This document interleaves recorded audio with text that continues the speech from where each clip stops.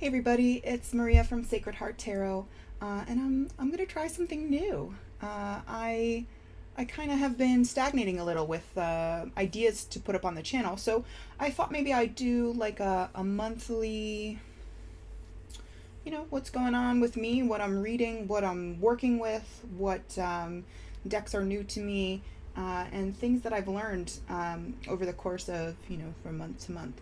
So hopefully this will be interesting to you guys. And if there's anything that you might want to see that I don't cover, leave me a comment in the description. Let me know how you like these videos, if the format works for you, that kind of stuff. I'm want to put up videos that you guys will like. So hope your feedback is always appreciated. So I'm going to start with books that I've been reading. I'm pretty active in a Facebook group called Tarot Nerds. A lot of my friends here on YouTube are as well, and so they know this information already. But every month we choose a deck with which to work, and we have a big poll at the end of the month, and then the next month would be what everybody's voted on. And this month is Thoth and Thoth-based decks. So I've been working pretty heavily on that, and the different wormholes of information that comes with that. So for books this month, I have read Lon Milo Duquette's Understanding Aleister Crowley's Thoth Tarot. This book is amazing. So I've read a lot of Crowley, and Crowley is sometimes very difficult to digest. I am much more in love with his poetry than I am with his descriptions about tarot cards. So I didn't dive into the next book until after I finished this book. And I think that if anybody is intimidated by the Thoth system, that this is the perfect place to start. As you can see, I have lots of little taggies on there, and of course I'm not going to pull out anything that's highlighted. Yeah, everything is like highlighted and notes written in here. That's the way I learned, so I need to destroy a book in order to understand it. But this is the perfect place to start. Lon Milo Duquette is kind of like the dad joke version of Aleister Crowley. I don't mean to say that to insult him in any way. He's funny and approachable, and the way that he writes is easy to understand. And I was very, very happy with this book. This book was very interesting and easy to get through. I think I read it in like 3 days. And I know that it's not the first time I'm going through it. Obviously, I have all of these thingies in here so that I can reference the information.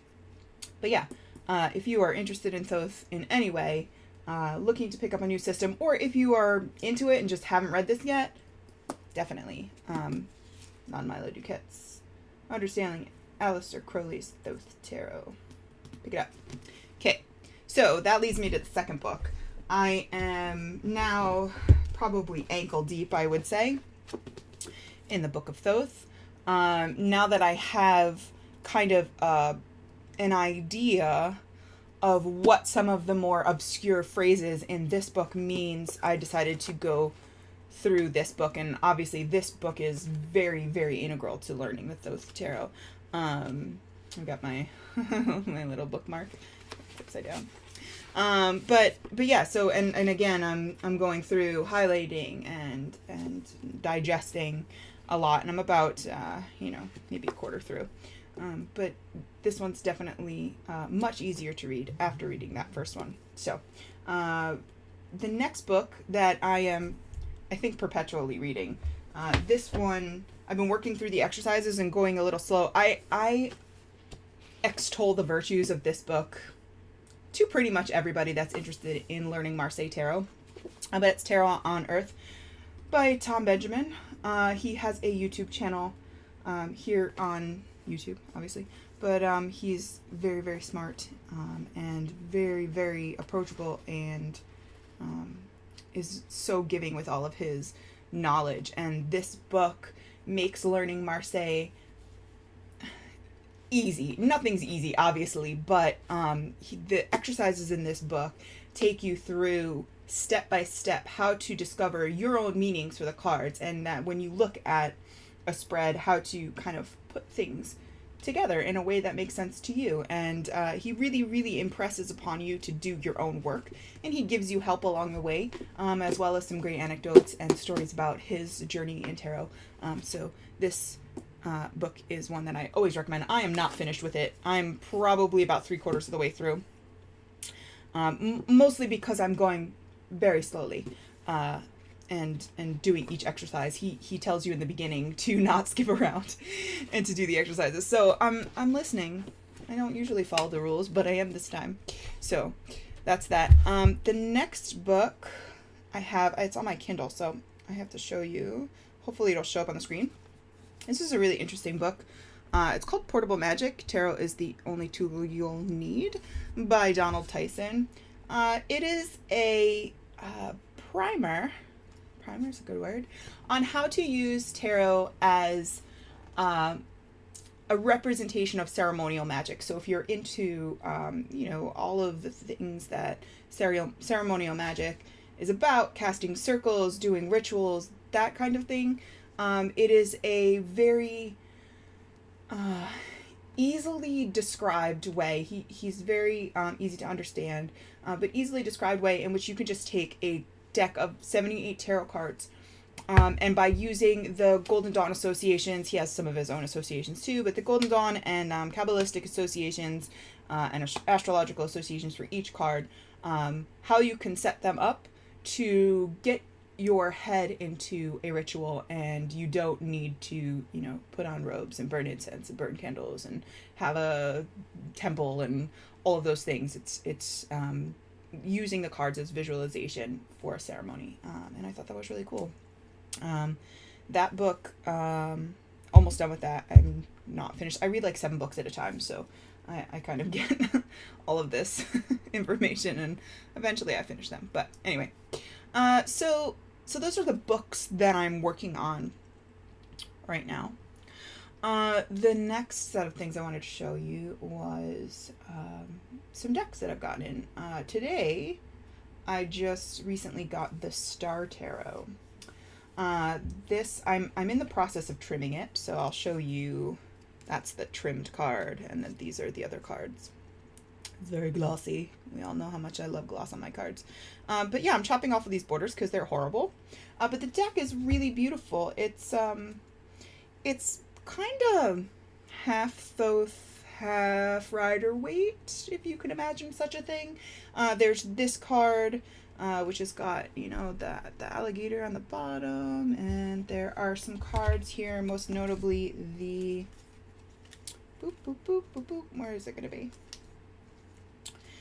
I did not prepare. Sorry, guys. Oh, here we go. The 8 of Wands. This is very, looks very much like the Thoth version of this card with the lightning bolts.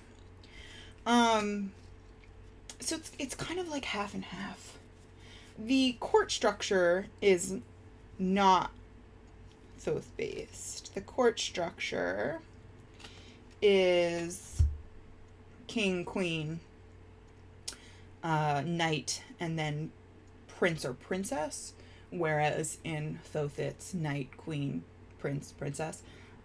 So there's a different court structure, which I just opened this box today, so I have no idea how I'm going to reconcile those in my brain, but I'll get to it. So this one is, these are cups, so it's king, queen, knight, princess, and then I noticed in another suit there's prince instead of princess, so it's a little bit confusing if you're thinking of one way or the other. I will probably use Rider-Waite Smith associations with that, although they're kind of the same as Thoth anyway. It's what they're called. Doesn't matter. Anyway, this deck comes with a really great book. It's super thick, and it goes through every card. It does have the Kabbalistic and astrological associations, as well as keywords, which are not printed on the cards. The keywords are in the book. So I have not, again, dove into this, whatever English you want to use. But it looks really good. It looks like it's got a lot of info. So yeah, if you're looking to kind of bridge the gap, maybe, it's a really pretty deck. Very, very pretty. So, Star Tarot. Some other... I went a little nuts with decks this week, or this month, because I was fortunate enough to get a bonus from my job. So, I do have some stuff coming in, and so when those decks come in, I will be doing a video on my Marseille decks, at the request of Miss Naya, from Metaphysical Mommy. She's been begging me to do it, and I promised her I would. So I do have some new decks to show here, but I will be, some of these will be in that video also when it comes.